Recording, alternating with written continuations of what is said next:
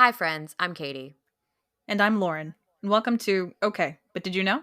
A podcast where we talk about the TV and media that we love with a friend who's never seen it before. Today, we're recapping and chatting about Bob's Burgers Season 2, Episode 7, Moody Foodie, and Season 2, Episode 8, Bad Tina. I'm having a wonderful night so far. I'm about to do the synopsis because I just got to watch the premiere of Season 14 of Bob's Nice. Burgers. Very nice. So I am on a Bob's Burger high tonight. Whoop. It's really good. Can't talk about it. Yeah. But when we get there. It's good. When we get there in 4 years. 84 years later. I'm going to blame Sammy for that one. Yeah. All right. So Season 2, Episode 7, Moody Foodie. A food critic, the Moody Foodie, is making his way through the restaurants near the Wonder Wharf, and Bob is next. They receive a bad review, and Bob does not take it well. He starts losing business and is determined to change the critic's mind. And as always, we start with puns. So the vacant storefront was the grindacologist coffee shop. If there was more on the end of it, I couldn't see it. It looked like my TV cut off the last word. No, it's not. It is shop. Okay. I'm not sure. It doesn't really tell us what that other thing could be. No one knows. Okay.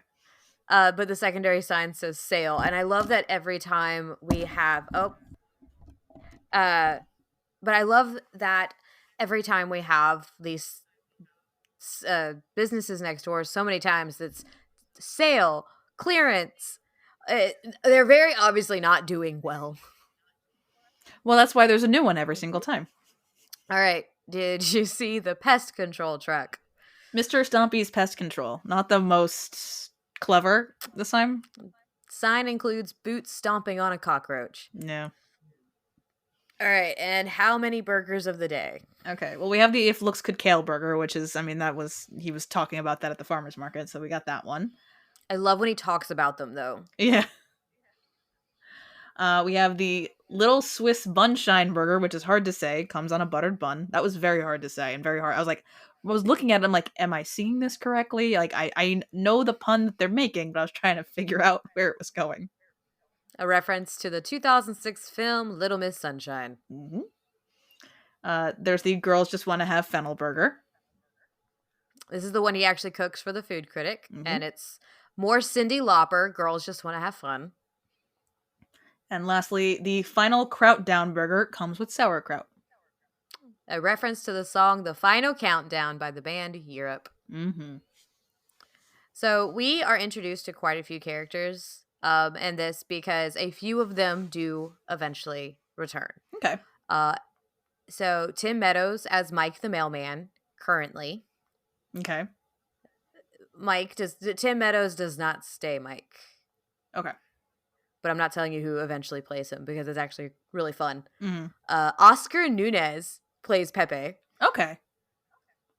Eddie Pepitone as Reggie. Mm-hmm. Russell Peters as Tran. All of these people come back. Okay. That makes sense. I think. I don't remember Tran all that much, but I do remember Reggie for sure. Mm-hmm. And if I know you clocked this one, Patton Oswalt plays the Moody Foodie. Yes, that one I got. Patton Oswalt's voice is too distinctive to not know it's him. So this is a very bizarre and chaotic episode. Yeah. You okay? I'm just looking at my notes again. I'm very excited, but I'm going to give you a couple of fun facts and tell you about my night last night. Okay. The plot of this episode is similar to the plot of the It's Always Sunny in Philadelphia episode, Patty's Pub, the Worst Bar in Philadelphia, which also involves a critic being taken hostage. I have watched probably too much of It's Always Sunny in Philadelphia, so it's a very interesting episode. Okay. The next couple of notes are...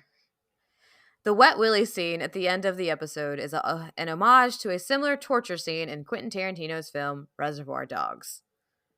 Okay, then. As well as that while this episode was in production, Michael Madsen, known for his role as Mr. Blonde in Reservoir Dogs, was accidentally dropped off by the studio while on his way to work on a different project. Noticing the coincidence that the episode had, that it was a parody of Reservoir Dogs, he was asked in to record a part and he agreed. He voices Kevin Costner in the scene where the family and patrons of Bob's Burgers watch Tin Cup. Okay. And it was completely random because he was just dropped off at the wrong studio. Yeah. My last note, and then I'm going to go back to Reservoir Dogs for a second, but Mr. Fischoeder describes Bob as a tumor with teeth. These are known as teratomas. H. John Benjamin voiced such a tumor in an episode of Lucy, the Daughter of the Devil, a series that is also created by Lauren Bouchard. Okay. So this one's just got some really interesting things going on. Yeah. When I learned these things, I brought up to Steven, because we have watched quite a few Tarantino movies, but of course not this one. This is Tarantino's first, or like Reservoir Dogs is his first, like, feature film. I do not recommend it. Okay. Have you? I'm going to take it that you've never seen it. Nope, I have not. Don't do it. Okay. Just don't do it. Good advice. I'll explain to you privately why. But Steven and I sat there last night. It's an hour and 45 minutes. And by the end of it, both of us were just sitting there like, what the hell did we just watch? It's a movie. It's a movie that exists. I don't want to explain it. It's a movie that exists. Probably shouldn't. But but they parodied it and it is what it is. So yeah, your notes. Okay. I don't know. I don't want to talk about a lot of the things that happen in the movie on here because it is far too explicit, even for an explicit podcast, in my opinion. But it's also a Tarantino movie. Yeah. My first funny note is that no reusing noodles. Yes, throw them out. Yes, please throw the and then the carne asada is beef. I was like, dude. You own a restaurant. I wrote down, okay, the beard is obviously fake, but then I wrote, it's a Hasidic Jew. Am I going to have to explain this on the podcast now? No, because I've been to Miami. Okay. I've seen quite a few Hasidic Jews in my time. I don't understand the beard. Or why they are the way they are, but I have seen them in person. I'll be honest, I don't fully understand the beard and the payas, which is the little curly bits of hair that hang down from their temples. That's a payas? Is that how you said it? Yeah, is the way that I think it's I think P-E-O-S, I think is the way it's spelled. Okay. I think. My understanding of that, I don't understand the significance of the facial hair quite as much. I know there's something to do with how long it is and when you get it cut and all that. But Hasidic Jews, just very briefly, are for people who listen to podcasts that don't know, are an ultra-Orthodox sect of Judaism, and they have different I don't even know what the phrasing of it would be, because like even amongst the Hasidic Jews, like there's different communities. So there's the Satmar community, there's the Lubavitch community that they kind of, for the most part, follow different. They're from different originating countries, but Hasidic is usually the very ultra Orthodox. They're always wearing like the hats. They're usually wearing like some kind of like button up shirts. They're wearing like the tzitzis, like the prayer shawls underneath everything. They're very ultra Orthodox Judaism. So even more so than like your regular Orthodox, you would assume. Even further, like they're following like the Talmud and the Torah like almost to the letter of the law if they can. Oh wow. See, it was just interesting for us because when we went to Miami a few years ago, we had never been. A large population of Hasidic Jews is not what you expect. No, it's not in Miami. No, but it exists, and it was very interesting. It was really cool, honestly. It was actually just really cool because I don't think there are any Hasidic Jews in my area. I'd be shocked if there are. Honestly.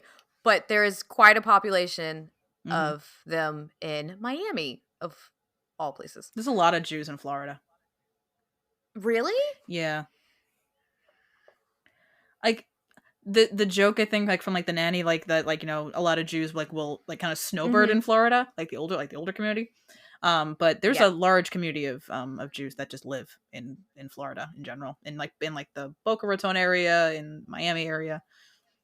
Oh, that's really cool. They're there a lot. I don't. Nice weather. Yeah, I guess. But which led into my next one was, okay, this is clearly the joke they're making, but is no one clocking the Jew that ordered a cheeseburger? I did. I did it. I took the kosher lesson to heart. Like, I saw that, I'm just like, I mean, that's clearly the joke that they're making. But like, you're not gonna question the ultra orthodox Jew ordering a cheeseburger? Okay. I will say though, all the other times I've watched, I have never pinpointed that. Mm-hmm. This time, because I got a kosher lesson from you, Yep. I knew. I There was you go. like, wait a minute. He should not be ordering this. You're welcome. I was so proud of myself. I'm proud of you. Thank you. I was like, yay, I'm cultured. Mm-hmm.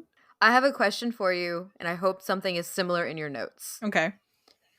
Are there Civil War reenactments up north? Yeah. Really? I wrote down, yeah, holy shit, the Civil War reenactor is dressed as a Confederate soldier. We're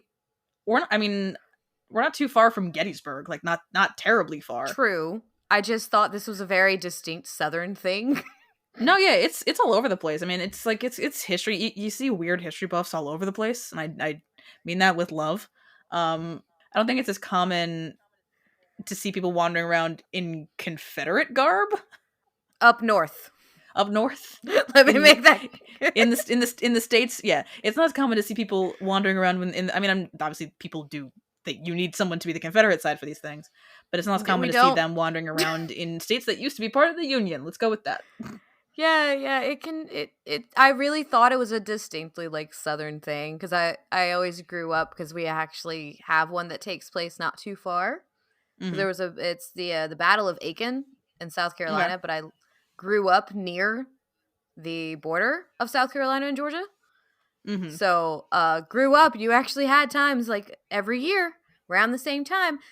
People would start asking, you going to go up to the Battle of Aiken? And I'm like, I really do not want to go watch people cosplay as losers. I'm good. I am now. No, thank you. I am now looking up Civil War reenactment groups by state. Oh, I'm curious. There are several. Most of them, all of the ones in New Jersey are Union reenactments. I would hope so, honestly. You probably wouldn't see people like in state. Yeah, so you probably wouldn't see a Confederate soldier reenactment, but they do exist. All the Pennsylvania ones are Union. New York is all Union. So in the area where Bob's Burgers conceivably would be, they're all Union. You're not really. They're all Union reenactments, so you probably wouldn't see a Confederate soldier wandering around the streets, but they do exist. I wish I could relate. I have seen many people in Confederate garb in my life. So, but I grew up in the deep south of Georgia. So, yeah, like I said, a lot of people like to cosplay as the losing team here. It is what it is. Mm-hmm. Oh, I can't wait for more of your notes. So after the review came out, I went, honestly, how different is it with just Teddy and Mort than normally? Like, how different is this? Yeah, true. Like, we do see, and like I at the very end I did note that like their promotion of like you got a discount if you brought in the review. That's very smart. But like on a normal day, are we normally seeing more people than Teddy and Mort at this time of day? Well, you have the guy that ordered the messed up burger in the beginning that keeps coming back, which is disturbing in itself. Yeah. I wrote down, oh God, Bob, no, don't dream about corporate life. You deserve so much better. And I was like, okay, it's a nightmare. This is good. I wrote office jobs look so boring. I've never had one. Yeah, I mean, mine is not the same. It's not the same kind of culture because it's a much smaller company. But signing birthday cards is a lot of pressure. Really? I mean, like, if you know the person, it's one thing, but if it's like someone you work with that like Mm-hmm. you don't really know that well, like what are you gonna write in their birthday card? Oh, yeah, I've always worked mainly in F&B. We just did shots for if it was somebody's birthday. Yeah, A little there you go. little bit more I will say, fun. yeah. I put a little extra pressure on myself when it comes to cards, like for people that I like. Not so much in the message that I write in the card, but I have the Tombow Fudenosuke like brush nib pens, because I do kind of faux calligraphy on them, so I do that. I write happy birthday in like nice loopy lettering, and it's very pretty. So I do that. But I impose that upon myself. That's really sweet, though. It comes out really nice when I spell things Oh correctly. goodness, says the writer. I misspelled anniversary on my anniversary card to my girlfriend last year. Oh, honey, I think I left out an N. I hope she framed it. No, I think she threw it out. Dang, come on, Emily. You frame that. That'd be hilarious. Yep, show up at the critic's house unannounced and cook for him. There's no way this could backfire. Yeah, taping people to chairs is bad. But I wrote down comic book. I wrote down Moody Foodie is the worst. He kind of reminds me of Comic Book Guy, but about food instead of nerd culture TV. In the way that he said he was gonna like write a bad review about the taser that didn't work. Mm-hmm. Just gave me worst taser ever kind of vibes. Yeah, that's accurate. Yeah.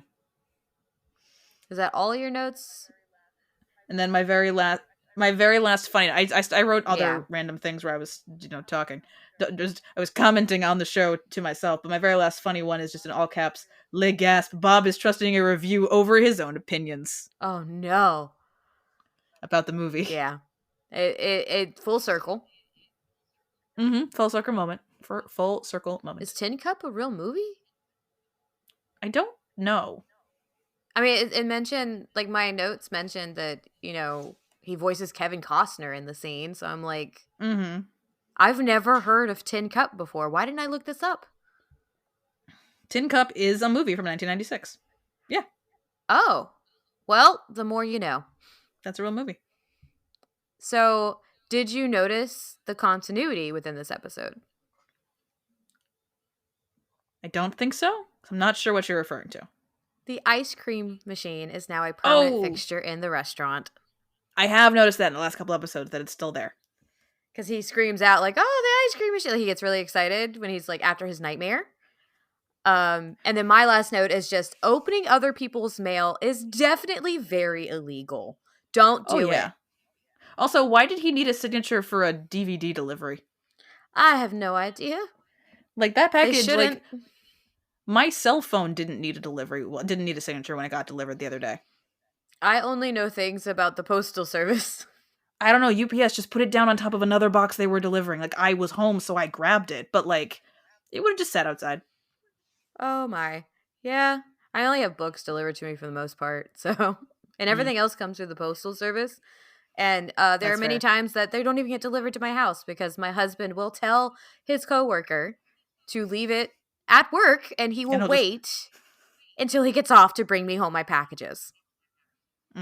I'm still mad. I know you got it eventually, but I'm still mad that the book that I sent you just sat there for like 2 weeks. I will say I used to work in a postal office like plant, like where you sort everything. The big sorting like distribution center. Yes, I have worked in one of those before, and I will say it is very, very easy to lose things in those buildings. They are humongous, and there are just things everywhere. It's very easy to lose things, which means they probably lost it and were cleaning and found it and finally sent it my way.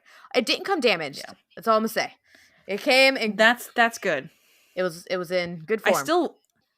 That's good. I still wonder some days because one book that I got recently, I don't know if it was, I think it was Laser Ship. So it wasn't the U.S. Postal Service and it wasn't UPS. Because Laser Ship, they'll put stuff in weird places. But they left it outside where it could get rained on. Oh. And like they put stuff in front of our garage. But like, I mean, not that they know this, but like we actually use our garage. Someone parks in there. So like, if you don't tell me that there's a package there, the person who parks their car in the garage drives over stuff Oh if we don't know my. that it's there. So Ugh. luckily a book that I got recently, it got rained on, but it didn't, nothing, like no one drove up. My dad found it before it could get driven over, but he's like, so you got a book, the package was really wet, so I opened it. He's like, the book is fine though. I'm like, okay, I've that's fine. noticed a lot of people are now shipping them in like plastic bags inside the cardboard boxes, I think specifically for that reason. Yeah, Barnes and Noble still hasn't done that. They're just putting it in cardboard and sending it off. It's Barnes and Noble. Yeah. What did you rate this one? So this one, I gave it an 8 for plot because I thought it was fairly solid. It was fairly chaotic. I gave it a 9 for character. Okay. Because I really enjoyed it. I gave it a 7 for personal though. Not entirely certain why it got a little bit lower on personal. I think it might have had a little bit to do with the repetitiveness towards the very end with all of them in the hostage situation. So it got a 24 out of 30, which is still fairly solid. It's fairly average for this season especially. I'm giving like mid high 20s. So I gave it a 8 for plot. I love this plot. It's fun. 8 for character. I love Patton Oswalt. Honestly, he's one of my favorite actors out there. It's his something about his voice. I don't know. Yeah. And 7 personal. So I gave this one a 23. Okay. So again, we're so close. So close. All right. And then we had episode 8, Bad Tina. Tina welcomes a new student to Wagstaff and is thrust into a chaotic friendship with the new girl, Tammy. She gets detention on the night she is supposed to babysit her younger siblings, and Bob and Linda go to a cake performance. Is the Belcher family ready for Tina's changes to being a teenager? I need my puns. Where are my puns? Here we go. Puns. So we had Valley of the Doilies, which I thought that was quite clever. Yes, I like this one because it's the play on the book/film Valley of the Dolls. And the Vermin Surgeon, which I think, again, is far more clever than Mr. Stompy's or whatever it was in the last episode. So there is a secondary sign on the vacant storefront, and it says sale 50% off. But it's really funny because it's in the shape of a doily. Oh. So that was fun. And then, so the Vermin Surgeon does have a, how do you say that? Caduceus? Caduceus? I think it's a caduceus. The staff carried by Hermes in Greek mythology, which is widely used for a symbol of medicine. And looks like, all right, we have 2 burgers of the day. I think I got both of them. I have the Sit and Spinach burger. A reference to the popular sit and spin toy from the 80s. I have one of those. I did too. And the Sweaty Palms burger comes with hearts of palm, which is a terrible name for a burger. I want to know how that tastes. That cannot taste good. I don't like hearts of palm. So this is our first appearance of Tammy Larson and Miss Jacobson. Both continue within the show. More introduction of regular characters. Tammy is played by Jenny Slate, which I think most people know from Parks and Rec. She plays John Ralphio's sister. So if you need to really have a visual, just remember the Don't Be Suspicious song, and you will know exactly who Jenny Slate is. And quite frankly, Tammy and Mona Lisa, these pictures are the same. And then Melissa Galsky plays Miss Jacobson. So what's funny is you only see Tammy right now with brown hair. Tammy's hair was colored blonde in the promotional images for this episode. And the finished episode, it's brown. In all of Tammy's appearances after this, she's actually blonde. Okay. It's the only time you see Tammy with brown hair. Okay. Interesting. And this is also the first appearance of the Wharf Arts Center. I told you there'd be more fart jokes. Yeah. The piercer at Pokey Piercings is reading an MCAT chemistry textbook. Okay, respect. The candy Jean and Louise eat in Tina's closet are called combustibles. Whew, now the thing that I'm really excited for that I already know you have the list of. I do have the list of this. All of the films and TV shows Tina has written fan fiction. Now, I will also say we just talked about fan fiction in our once episode. Yeah, we did. So this is just a very heavy fan fiction talk today.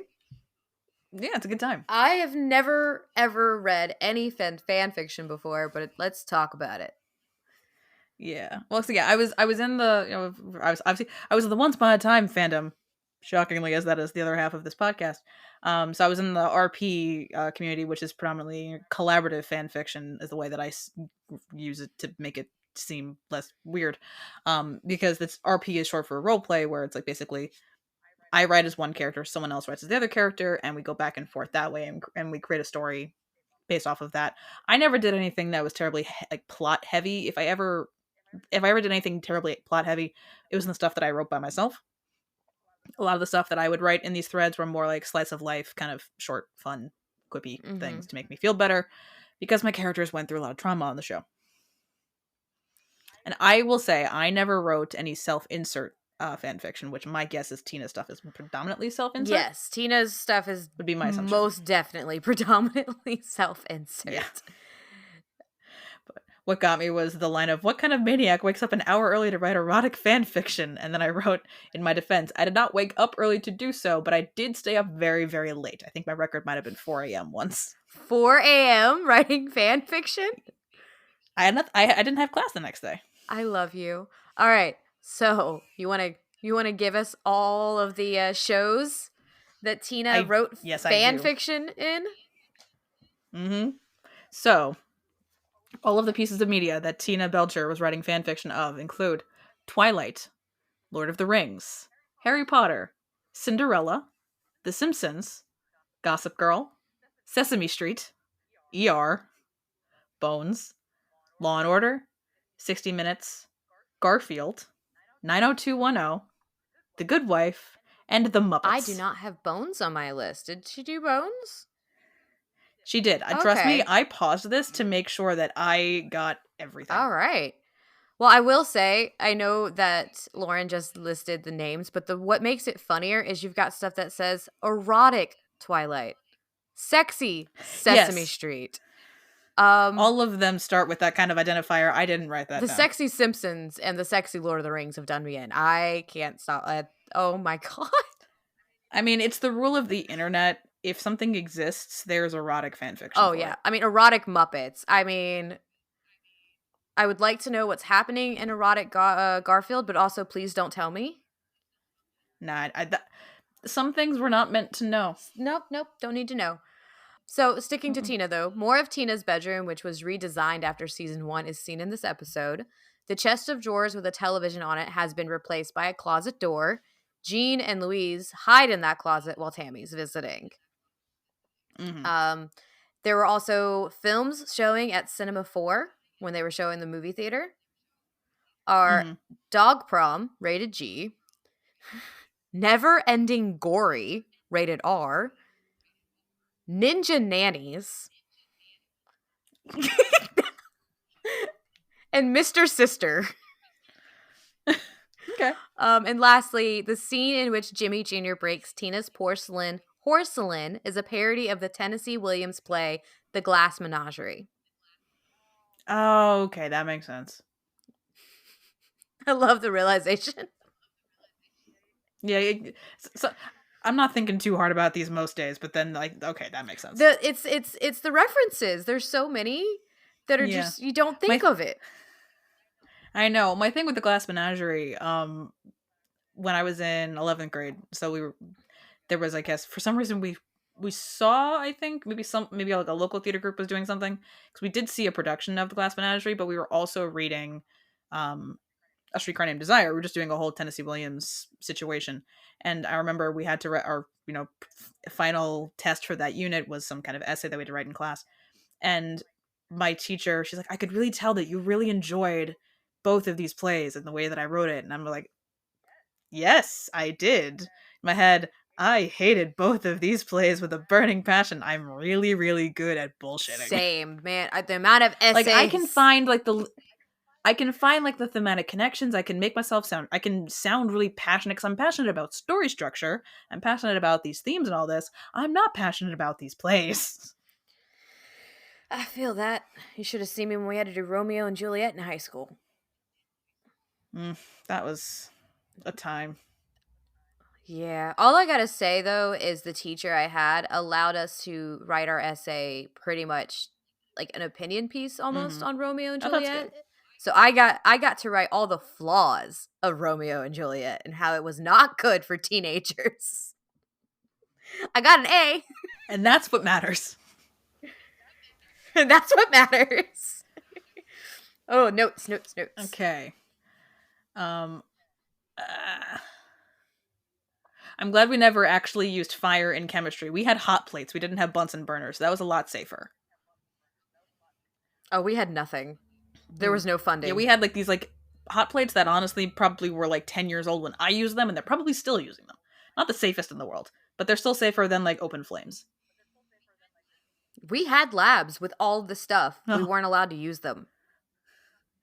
Fine, but I'm gonna complain the whole time. Is a mood. That is a like constant meme. You will see that meme everywhere. I liked I wear glasses, not hearing aids. While disrespectful, was very clever. Very, very clever. Although, what is a boob punch and why is that an insult? I don't because they don't feel good, I guess. I don't know. I don't know. The rules of friend fiction: don't show the friends the fiction. Yep. Again, I did not write fan fiction or friend fiction. Nothing involved me. It was all characters. I feel the need to disclaimer.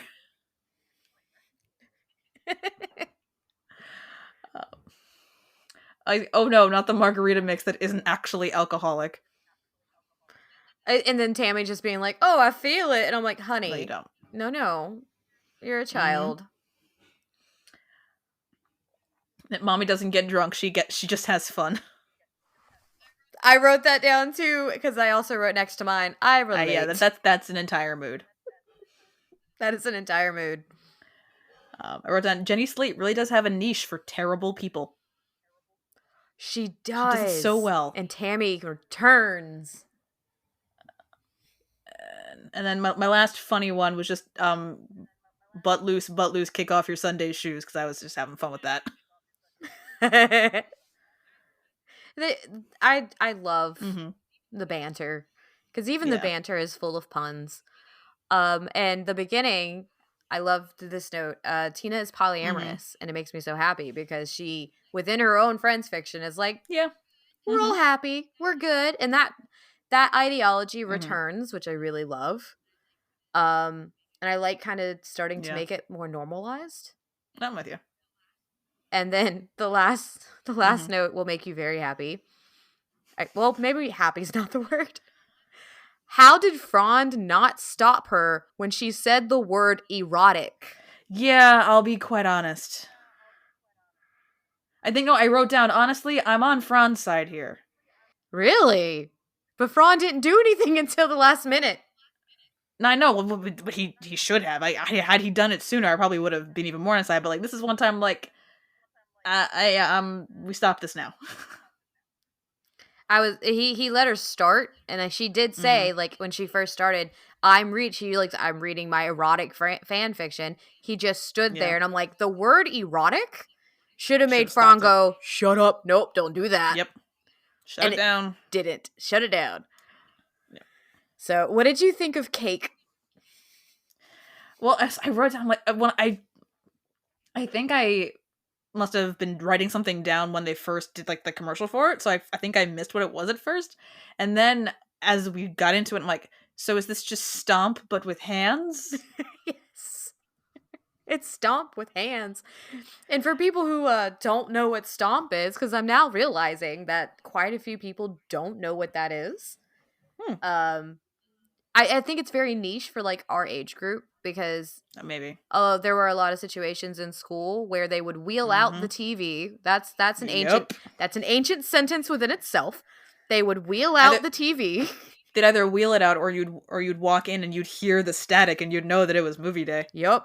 And then they would take out the VHS of Stomp, and that's what you would watch. And I said VHS. That's how old I feel right now. Mm-hmm. They eventually moved on to DVDs. Eventually. Yeah, eventually. I was in high school. I was like, they kept the same tube TVs that you could hear from the doorway. Oh, yeah. I don't think... No, I graduated before anybody got updated TVs, I think. My school had... No, actually, this isn't true. They didn't update the TVs until after I'd left, because when I went back as a substitute, by then, they had updated TVs in all the classrooms. But the classrooms that had TVs, they were mounted to the ceiling. I don't know how that was safe. But it was the same tube TVs that used to be on the TV carts. They were just mounted to the ceilings. To the what? Those things are heavy. I don't know how that was safe. It wasn't. Honestly, by then, most teachers opted, if they were going to show a movie, almost all the classrooms had smart boards. Mm-hmm. So that were attached to their computers that had disk drives. So they would just play it off of their computer, and they'd probably just like set up external, like some kind of external speaker system and do it that way, because it was far safer than trying to connect a DVD player to that thing. I remember when we got all of our smart boards and they started doing that, and like the smart boards were always the worst because they had to be calibrated constantly, to the point I had a teacher that would take out her old-fashioned projector and just use the smart board with it turned off, where so that you could see what she was doing. And we'd always ask her, well, why don't you just figure out the smart board? She's like, this works, that doesn't. I'm here to teach, not troubleshoot. And we're like, okay. Yep. She was a math teacher, so but like, using like the overhead projector with like those transparency sheets for math is perfectly fine. Oh yeah, it made complete sense. She was like, what do I need a smart board for? Yeah. They took more of my whiteboard away. Like, this helps with nothing. Yep. So, oh boy, what did you rate this one? So I gave it a 7 for plot. It was fairly solid. It was a little repetitive, but like not terrible. I gave it an 8 for character. It did lose some points for the excessiveness that was Zeke. Yeah. Not a big fan of Zeke. And Zeke paired with Tammy, I gave it a 7 for personal. So this one got a 22. So I gave an 8 for plot, a 7 for character, and an 8 for personal. So mine's a 23. I love that you're just like, not a fan of Zeke. Because that's not common. That's not a common opinion I tend to see. Oh, wow. I think people like his tenacity. He reminds me, I mean, like, he's very indicative, I think, of a boy his age, but I think that's the issue, is he reminds me of a lot of kids at that age that I knew. Those weren't fun times in many situations. No. We only have one more episode in season 2, which is sad. Oh, yeah. But, well, it's just, like I said, all of these episodes are so good. Like, I know we've been like, I don't like this and I don't like that, but like, looking back, these are really good episodes. Yeah. Let me look at so far for my I've given nothing below a 7. Like, nothing, none of the stats have gotten below a 7. Oh, wow. For anything. I mean, I had a 7. Yeah, 7 is the lowest I've given any category. Same. There's nothing below a 7 in any category for me, the entire show, but season 2 as well. No, I was say for season 1 as well, but no, for season 1 I gave one episode. I gave a couple of 6s, 1 for plot and 1 for personal. That's fair, and I think one of those is probably Bed and Breakfast, because you hate Bed and Breakfast. I did not like Bed and Breakfast got a 6 for personal, and Sexy Dance Fighting got a 6 for plot. I'm really happy I've gotten you into this show, though, because it just gets better from here. Okay. We will soon, I think, start getting to more of like the family-friendly episodes, even though a lot of these episodes they're not as crass as like the first episode. Some of these episodes are really like, I should not watch this with children. Yeah. But it does slowly start to become much more family-friendly. And then I'm trying to actually think, when does that happen? So they haven't been super, musical yet, but eventually, there's a lot more singing. Okay. And a lot more fun songs. And season 3 is also when we start our holiday episodes. Gotcha. Because usually in every season, you have a Halloween episode, a Thanksgiving episode, a Christmas episode, and they kind of move between Valentine's, Mother's Day, Father's Day. Like, it just depends on what they're doing that year. They don't always do all of those. That's fair. Given the fact that the next few seasons, or going forward now, it's all like 22 episode seasons, or roughly 22 episodes. That makes more sense because these first 2 seasons were both very short, but they also were over the same amount of time that you would see usually one full season. Like, we got Yes. 22 episodes over the course of like September or October to May, but they're just split into 13 episodes in season 1 and 9 in season 2 for some reason. Yeah, it doesn't make any. It's almost like we don't have actually like 14 seasons now because we just started season 14. It should feel like we only have 13, but Yeah. because of the way Fox numbers them and decided to do that, this is what we have. Yeah. Sometimes the numbering system doesn't always make sense. Exactly. But this means that it'll take us a little bit longer to get through a season now. And I'm very, very excited. Yeah. Yeah. Well, like with Once Upon a Time, there's one episode in season 4 that if you split it up the way that the streaming services split it up, the 100th episode is no longer the 100th episode. Which is why it bothers me. Because there's an episode in season 4 that when it aired as one 2-hour long episode for some particular reason. I don't know why. But that's the way they aired it. But on all streaming services, what was just 408 is now this episode part 1 and part 2 as 408 and 409. Okay. Which is why I always tell people with like numbering conventions, if they have questions about that season, I'm like, if it's season 4, you got to give me the title, because if you're asking me for 409, I'm going to give you Fall, not Smash the Mirror Part 2, because my brain does not compute with streaming services. That makes sense, because there's been so many situations too just in the first 2 seasons where they're like, so this episode was supposed to be at this time, but Fox decided to put it at this time.